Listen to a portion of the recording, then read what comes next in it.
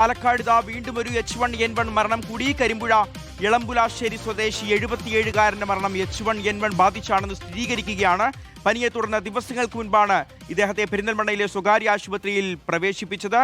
ഇക്ബാൽ അറക്കൽ ഈ വാർത്തയുടെ വിവരങ്ങൾ നൽകാൻ നമുക്കിപ്പം ചേരുകയാണ്. ഇക്ബാൽ, ഈ പകർച്ചവ്യാധി വ്യാപനത്തിന് ശേഷം ഈ H1N1 ബാധിച്ചുള്ള ജില്ലയിലെ രണ്ടാമത്തെ മരണമല്ല ഇത്? വലിയ ആശങ്കയായി മാറുകയാണോ H1N1?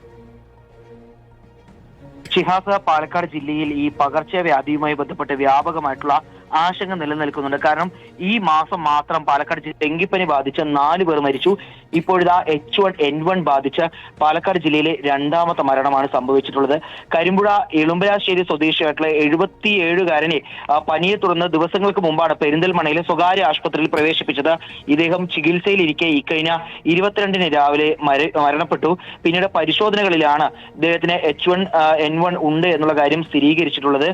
ജില്ലയിൽ ഇത് രണ്ടാമത്തെ H1N1 മരണമാണ് എന്നുള്ളതാണ് ഇപ്പോൾ ലഭ്യമാകുന്ന വിവരം. 4 ദിവസം മുമ്പാണ് പാലക്കാട് കുമരംപുത്തൂർ സ്വദേശിയായിട്ടുള്ള 34 വയസ്സുകാരിയും H1N1 ബാധിച്ച് മരിച്ചത്.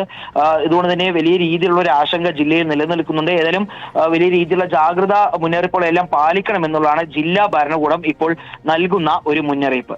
ശരി, ഇക്ബാൽ അറക്കലാണ് പാലക്കാട് നിന്ന് ഈ വാർത്തയുടെ വിവരങ്ങൾ നൽകിയത്.